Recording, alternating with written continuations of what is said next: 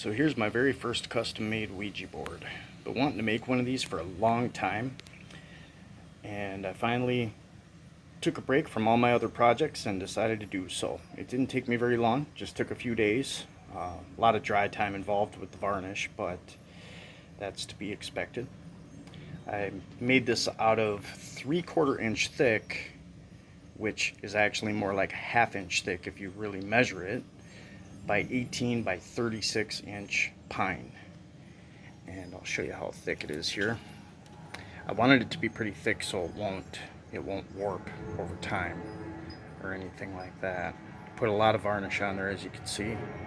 It's pretty shiny. I might try to tone it down a little bit, but I may just leave it because I like how it pulls the design of the wood grain out. It really does give it depth and dimension. You're seeing a lot of reflection in these crevices here. They look kind of white on film, but they're not. It's just reflection. There you go. There's a better example. There you go.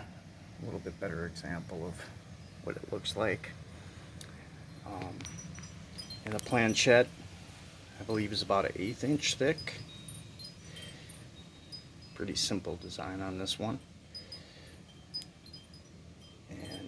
There's just a temporary piece of plastic in there right now for the lens. I wanted to see how it was going to look, but I have something much more appropriate for it on the way to me.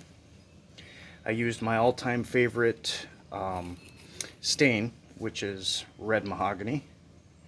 Love the way that stuff looks.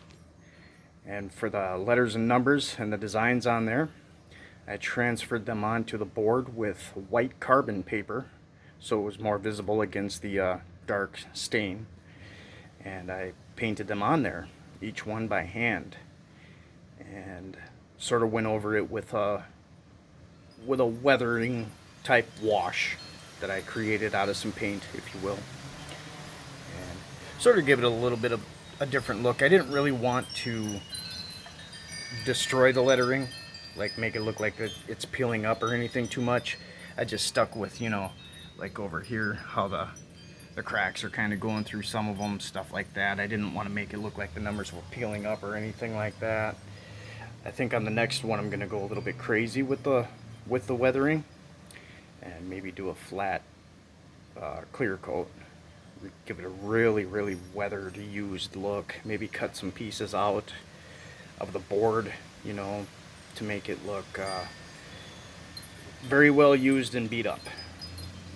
I wasn't sure exactly which direction I wanted to go with this one. I wanted it to look older, but at the same time, I wanted the wood to look, you know, give it as much depth as possible, which meant putting a lot of clear on there. So it's pretty clean looking. It's got a little bit of distress on there to it. So what I may end up doing is, like I said before, I may end up going over it a little bit with some wet sanding or something to tone it down a bit, but I'm not sure yet if I'm going to do that or not. So there it is. Seems to glide pretty good, and I'm pretty happy with it. I like it a lot. So there it is, guys. Hope you guys like it. Thanks for watching.